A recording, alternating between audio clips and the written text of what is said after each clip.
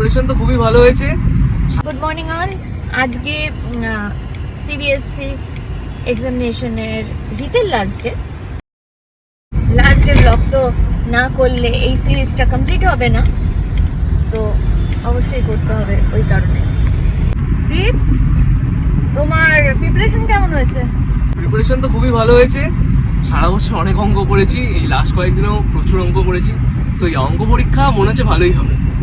আচ্ছা, মনে হচ্ছে ভালো হবে না? একদম ভালো হবে, ভালো হবে, একদম ভালো হবে। আর তাছাড়া আজকে ফাইনালি শেষ হচ্ছে, মানে সব পরীক্ষা আজকে খতম। ক্লাস 10 আমার আজকেই শেষ। সো ইয়া, সেটার জন্য একটা এক্সাইটমেন্ট আছে, একটা ফাইনালি একটা রিলিফ পাবো। এতদিন লাস্ট 2-3 মাস ধরে এই খাটনিটার পরে আজকে ফাইনালি মুক্তি। আচ্ছা, আর শোনো, তুমি আজকে রাতে আমাকে পুরো ঘুমাতে দেবে, আমাকে কালকে সকাল 11টার আগে ডাকবে না। তাই নাকি? হ্যাঁ, তার মানে কালকে আমার আজকে রাতেও ভালো ঘুম হয়নি। আজকে রাতে আমি ভালো করে ঘুমাবো। আচ্ছা, ঠিক আছে। আর যদি আমি আজকে রাত্রেও তোমাকে ঘুমাতে না দিই, তুমি কি করবে? তোমাকে ধর আমি জাগিয়ে, না আমি ধর আমি দিলাম না, তোমাকে আমি জাগিয়ে রেখে দিলাম, তাহলে কি করবে? হ্যাঁ, আজকে রাতে আমি এখন বাড়ি যাবো, বাড়ি গিয়ে অঙ্কগুলো মেলাবো। মানে পরীক্ষা শেষে? তো পরীক্ষা শেষে অঙ্কগুলো মেলাবো, মিলিয়ে সন্ধ্যেবেলা রাতে ডিনার করে একবারে ঘুমিয়ে পড়বো। আচ্ছা, ঠিক আছে। দেখি আমি তোমাকে রাত্রেবেলা ঘুমাতে দিই, তুমি ঘুমাতে পারো কিনা। তুমি বলছো কেন? না, ব্রেকফাস্টটা কমপ্লিট করো। এমনি বলছি বাবা, ইয়ার কি করছি তোমার সঙ্গে, একটু করতে পারি না? আমার একমাত্র আমার ছেলে। খেয়ে নাও। হ্যাঁ, খেয়ে নাও। আশা করি তোমার পরীক্ষা খুব ভালো হবে। কি গো, লাস্ট ডে এক্সাম, টেনশন হচ্ছে? না, টেনশন আর কিছু নেই। কিন্তু আমার একটু টেনশন হচ্ছে আজকে, কারণ ম্যাথস আমার সাবজেক্ট, সুতরাং আমার একটু এক্সপেকটেশনটা আজকে বেশি। কারণ আমার ম্যাথস অনার্স পেপার ছিল, তো ম্যাথসটা আমি মেনলি রিতকে দেখিয়েছি। আর ক্লাস 9 অবধি তো অ্যাকচুয়ালি ওর কোনোদিন কোনো সাবজেক্টের টিচার ছিল না, আমি রিতকে করিয়েছি পুরো সব। কারণ ওকে টিচার আমি রাখতে পারিনি, ওর শিডিউল যা কখন কি হবে জানা ছিল না। কারণ আপনারা জানেন ও ছোটোবেলা থেকে 3 বছর বয়স থেকে অ্যাক্টিং করে। সো কখন কোন স্টুডিওতে রয়েছে, ওর মেন টিচার ছিল ওর স্কুলের ক্লাসের টিচার, ভীষণ ওকে হেল্প করেছে। আর তাছাড়া বাড়িতে একমাত্র আমি ছিলাম।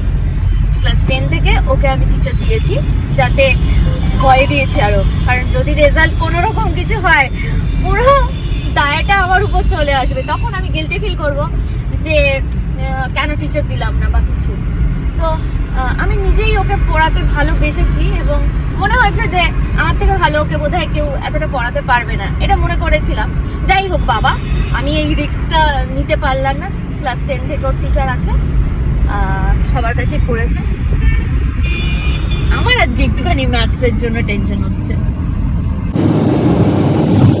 কিন্তু চাপ দেখো কম, এখানে গাড়িও কম। আলটিমেটলি স্কুলে ঢুকিয়ে দিয়ে এসছি, এখনো পার্কিং স্পেসেই দাঁড়িয়ে আছি। একটা অ্যানাউন্সমেন্ট আছে যেটা রিত জানে না, রিতের কাছে একদমই সারপ্রাইজ হবে ব্যাপারটা, যে আমরা সন্ধ্যের ফ্লাইটে কিন্তু চলে যাচ্ছি কাশ্মীরের জন্য। অর্থাৎ আমরা জাস্ট 3 ডেজ আগে বুকিং করেছি এবং পুরোটাই আনপ্ল্যান্ড ছিল। শুধু রিত জানতে পারে যে ও কাশ্মীরে আমরা বুক করে নিয়েছি এবং ম্যাথস পরীক্ষার আগে ওর পরীক্ষাটা যদি খারাপ হয়ে যায় তখন নিজেরা গিল্টি ফিল করবো। সো সেই জন্য রিতকে এখনো অবধি জানায়নি। রিত পরীক্ষা দিয়ে বেরোলে রিতকে জানাবো। আমি জানি না ও কতটা সারপ্রাইজড হবে বা কতটা এক্সাইটেড হবে। আগে দেখি পরীক্ষাটা কেমন হলো। ভগবানকে প্রে করছি যে ওর যেন পরীক্ষাটা খুব ভালো হয়, কারণ ম্যাথসে ওর কিন্তু এক্সপেকটেশন 100, সুতরাং এবং ও ম্যাথসে ভালো করে থ্রু আউট দ্য ইয়ার, এবং ম্যাথসে ভালো। তো এবার ওর এক্সপেকটেশন অনুযায়ী যদি ওর 100 মিলে যায়, ও খুব হাসতে হাসতে বেরোবে, মানে খুব। তারপরে যদি সত্যিও কাশ্মীরটা জানতে পারে, আমার মনে হয় this is the best gift for him. দেখা যাক, আমি অবশ্যই আপনাদের শেয়ার করবো। এখন আমি জাস্ট বেরিয়ে যাব, বাড়িতে গিয়ে লাগেজ প্যাক করতে হবে, কারণ আমাদের এখনো লাগেজ প্যাক হয়নি, কারণ রিত জেনে যাবে বলে। এবার রিতকে ড্রপ করে দিয়েছি, বাড়ি যাব, বাড়ি দিয়ে একদম লাগেজ প্যাক করবো। লাগেজের যদি একবারও দেখে ফেলে বুঝে যাবে আমরা একটা কোথাও যাচ্ছি। ঠিক আছে, চলুন আমি দেখি কি হয় ব্যাপারটা। কেমন হয়েছে রিত? পারফেক্ট হয়েছে, যা মনে হচ্ছে 80-80 হয়ে যাবে।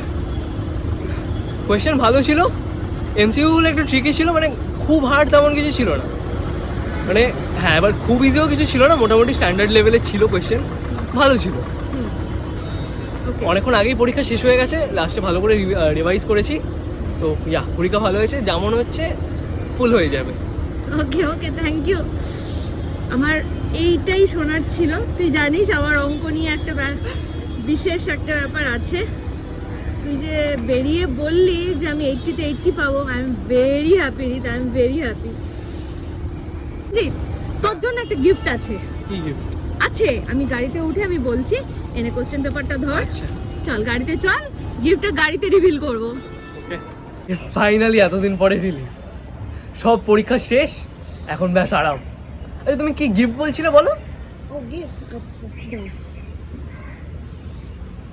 কি গিফট? দেখাচ্ছি, একটু তো ওয়েট করতে হবে গিফটের জন্য। একটা কিছু gift বলে কিনেছো? কথা। কিনেছি মিন্ত্রা থেকে।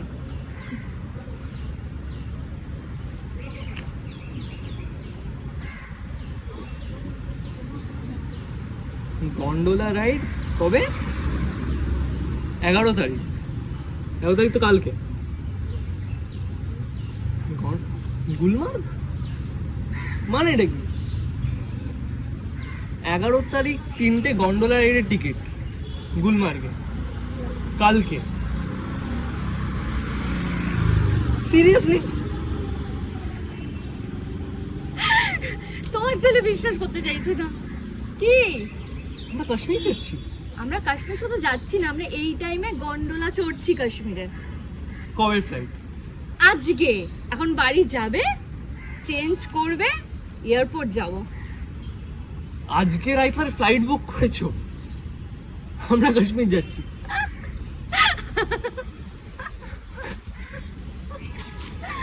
Happy? Very happy. Seriously yes. Happy?